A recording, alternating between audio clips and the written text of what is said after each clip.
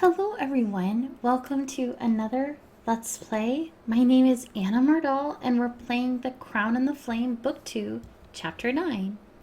In the spirit world, Dom faces his most deadly opponent yet, himself, Shadow Dom. Meanwhile, Kenna's companions must avoid detection at Zenobia's ball. Here we go. And now we're collecting mysterious spy points. Chapter 9, The Shadow. Bum, bum, bum. Now playing as Dom. After entering the spirit world alone, you're confronted by a shadowy apparition, a dark and twisted version of yourself. What are you? I am the perfect form of you.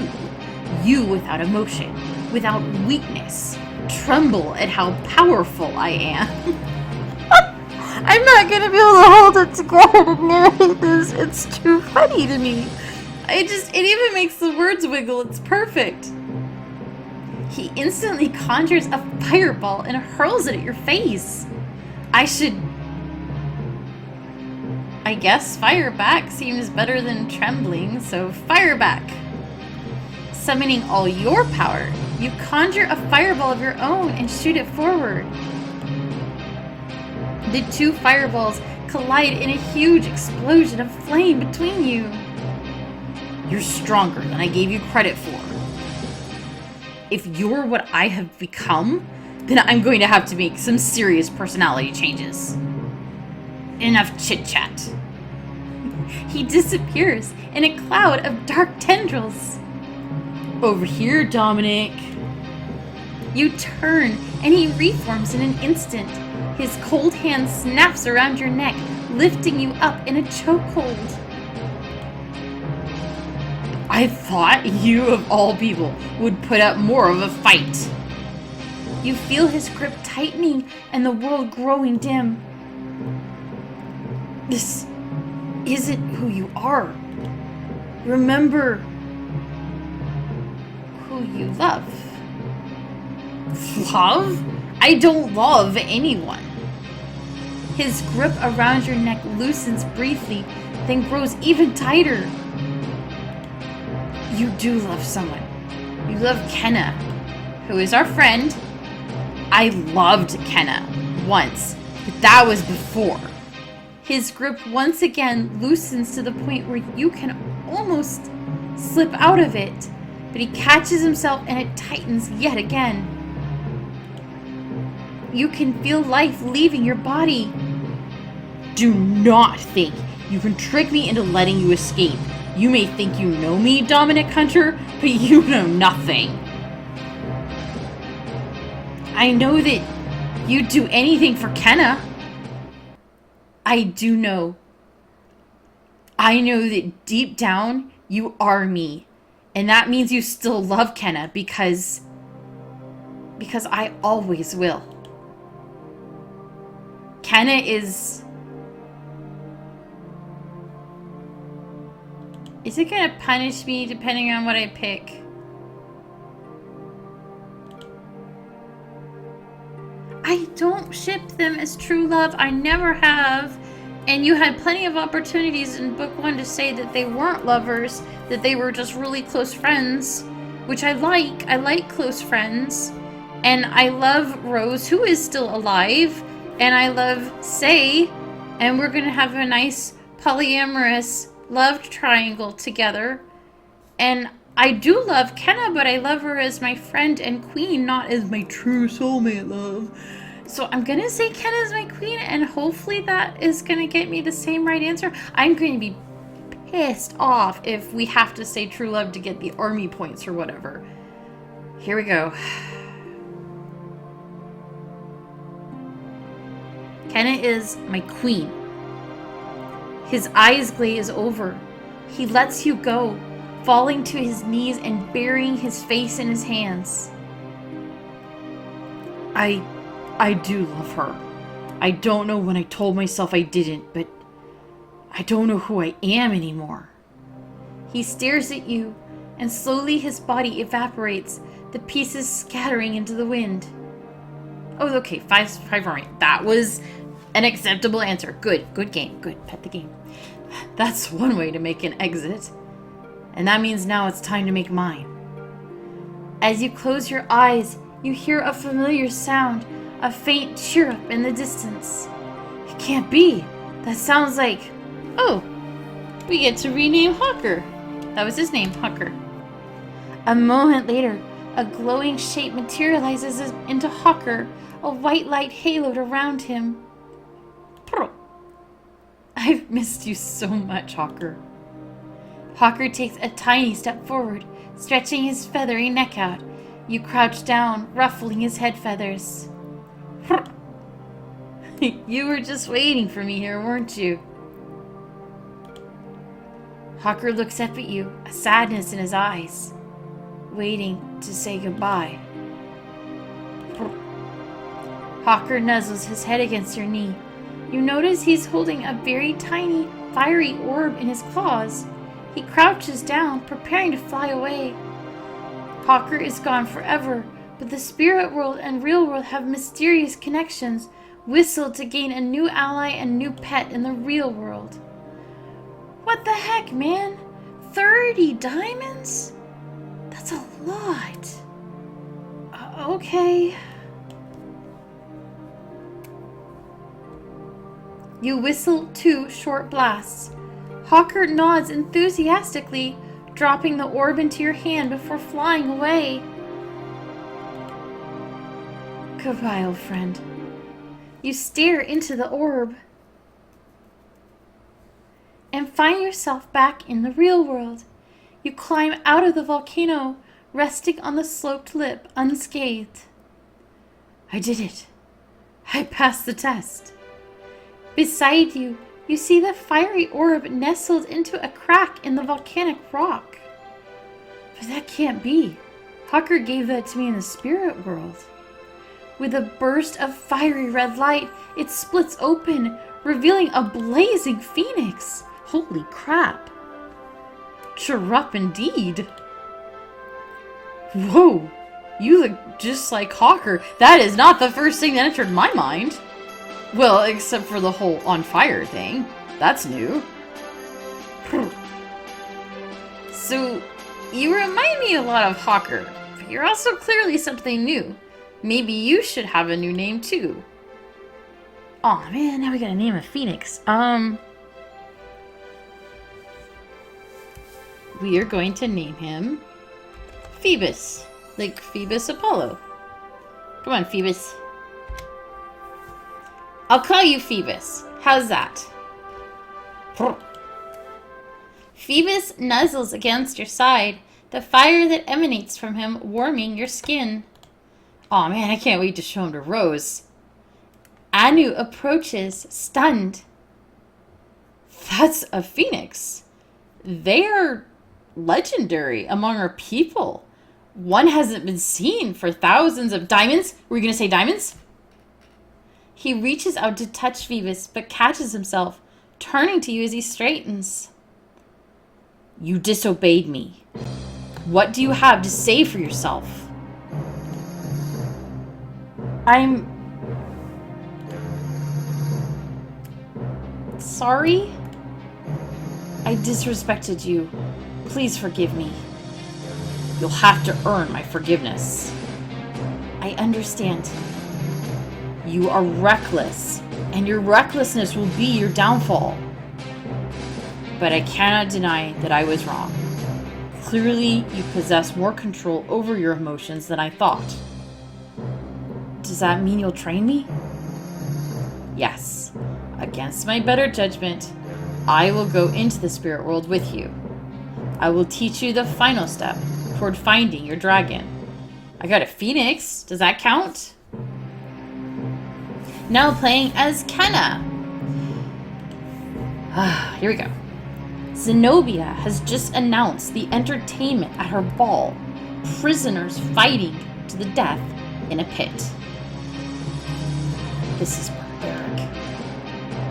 I had hoped we would not have to witness such brutality. Annalise stops short, letting the Lycos nobility push past her as they jostle each other for space around the fighting pit. I can't watch this. I knew the Navraki family was cruel, but this... Raiden puts his hand on her shoulder. I know. I wish none of us were here right now, but we have to act like we belong. He's right. It's sickening, but we must play our parts for now. Adder wants Zenobia's necklace, and we need Adder's help to stop Hex and overthrow Zenobia. We just have to be careful not to expose ourselves to... You needn't be so paranoid, Helene. I'm only going to get more wine. Looking over your shoulder, you realize the crowd around you has thinned, and Zenobia and Helene are about to walk right past you. Must you cling so close to me, Helene? I don't need 2 necklaces. My only thought is for your safety, Highness. Annalise, we must hide. If Helene recognizes us... Oh, no, no, no, no, no, no. Quick, we'll blend into the crowd. Grabbing Annalise, you push her ahead of you into the mob of spectators. Raiden moves ahead of her, gently nudging nobles aside to clear your way. It's okay. They won't spot us in here. Just keep moving toward the middle. You all work your way forward, shielding yourself from Helene's view as she and Zenobia walk by behind you. I'm so pleased Duchess Leandra could finally come to one of my parties. She's been so much more fun since her husband died in that... What did we decide on? A hunting accident? Helene, are you even listening to me? Yes, Your Majesty. I thought I saw someone, but never mind. I've already forgotten everything you just said. Come, the first fight is about to start and I still need a drink. They walk away out of earshot. Thank goodness. I'm sorry, Kenna. I completely panicked. You did fine. I'm just glad you're all right. The crowd cheers as the side doors open and 2 captives step into the pit and begin fighting. One thing that is less all right. As long as that fearsome woman's attention is on Zenobia, stealing from her will prove very difficult. They will just have to distract Helene. I've seen that look on your face before. Don't do anything rash now, my lady. Don't forget, she's seen your face before too. You gesture at your gilded mask. I'm covered, remember? What are you up to, Kenna? Just be ready to grab that necklace when the moment's right. Leaving Annalise and Raiden behind, you make your way to the edge of the fighting pit. Down inside, 2 captives circle each other, their clothes blood-caked and their bodies sweaty. Ugh, I feel dirty just being here. What kind of person actually enjoys this? Your eyes move to the other side of the pit, where you see a dark-haired woman leaning casually against the gilded rail. Oh shit, Hex. Could that woman be Hex? She looks just like Whitlock's description. Hex takes a small, leather-bound book out of her pocket and starts scribbling inside. Zenobia appears beside her with a drink in hand, Helene close behind. How come I am the only one wearing a mask at this ball? Literally no one else is. If I can get over there, I might be able to see what's in Hex's notebook and distract Helene. You weave through the increasingly rowdy crowd of cheering spectators until you're right behind Hex. You're sure you don't want a drink, Helene? Combat's twice as thrilling when your head's spinning. I'll pass. You stand on your toes, trying to get a glimpse of Hex's notebook. Hell, she's too tall. I can't see over her shoulder. I'll spill a drink, pretend to be interested, try to grab the book. Let's go with pretend to be interested. Excuse me, could I get by? I'm afraid I can't see a thing. You edge your way into the inner circle to lean against the golden railing. Hex glances at you briefly, then turns back to her notes. You pretend to be absorbed in the brutal fight below, clapping and cheering as one of the captives sinks his axe into the other's shoulder. Did you see that? I swear I heard his bones crunch. Hooray! Well done! Finish him! You look down at Hex's notebook and see a sketch of Dom with his brand clearly rendered and labeled. What does that mean? You clench your shaking hands into fists, rage boiling into your stomach. I don't know what this means, but if she's hurt Dom. In the pit below, guards escort the victor out through a side door, followed by servants dragging the mangled body of the loser. Everyone, I have an exciting announcement. Our next fight includes a very special guest star provided by my good friend, Hex. Zenobia leads a round of applause as the next two fighters are brought out. One of them wears a strange metal device on his head. Oh no, it's Anton. Begin! The man wearing the device springs forward, his face contorted with inhuman rage. Bright flames explode from the man's hands, incinerating the opponent in seconds. Hex has found more fire wielders, and she's controlling them. From your vantage point beside Hex, Helene, and Zenobia, you stare as the blackened remains of the previous fighter are dragged away through a side door. Very efficient, Anton. But perhaps we should slow down a touch and give these kind people more of a show. A new challenger is brought in to face the fire-wielding young man. What? Master Anu, help me. In the pit below, the new challenger edges towards Anton, weakly brandishing a club in his trembling hands. Anton moves toward him, snarling, and then stops. No! So sorry. Please! Anton's opponent takes advantage of his confusion, desperately swinging his club. His blow catches Anton in the chest, knocking him down. Yes! Finally some drama! I can't just stay back here and watch this. It's too cruel. I know what I have to do. What?